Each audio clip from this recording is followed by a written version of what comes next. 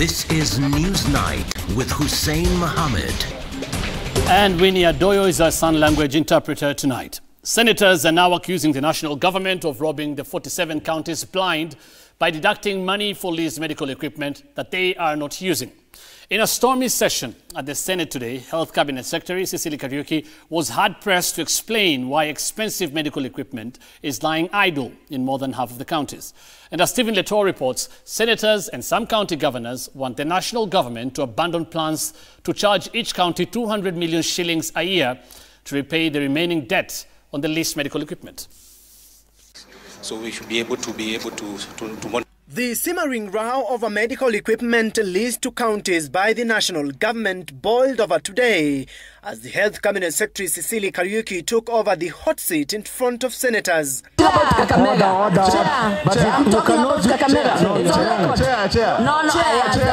Those equipment should not have been on site if this is what was required of the contractor, because you cannot take a plane to land where there's no airport. You first of all find out whether there's a plane there.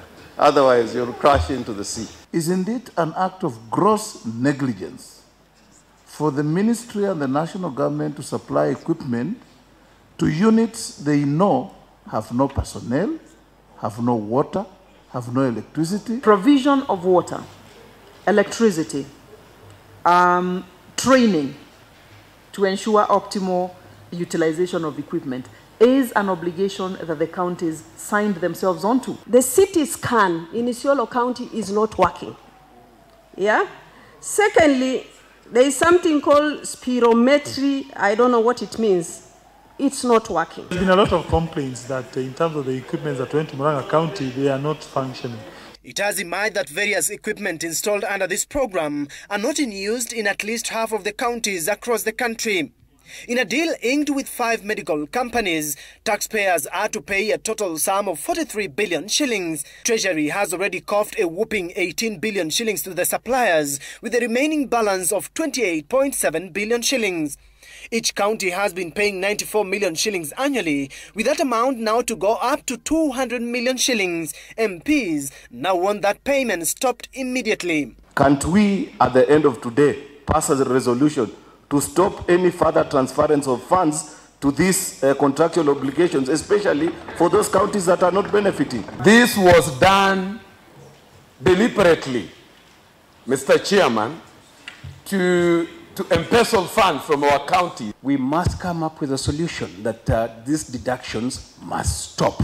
We want these hospitals that the machines have been lying idle and everything has been lying idle. Why don't we need the ministry to reimburse the counties? The equipment in question include theatre, CSSD, laboratory, renal, ICU and radiology equipment that has been distributed to counties. It has emerged that some equipment are not in use and are lying idle in more than half of the counties. Renal equipment, for instance, are gathering dust in Lamu, Mandera, Tana River, Wajir and West Pokot counties. Theatre equipment, on the other hand, are said to be rusting in Busia, Elgeyo Marakwet, Samburu and West Pokot counties, with several of the stations said to be lacking water and electricity to run the equipment. Busia, Elgeyo Marakwet, Samburu, Kakamega are among counties where locals are not receiving radiology services despite having them installed. Radiology equipment are also gathering dust in Narok County, Nyamira, Siaya, Turkana, Trans Nzoia, Tharaka Nithi and Tana River. Majority of counties have accused the national government of exaggerating the cost without trained personnel.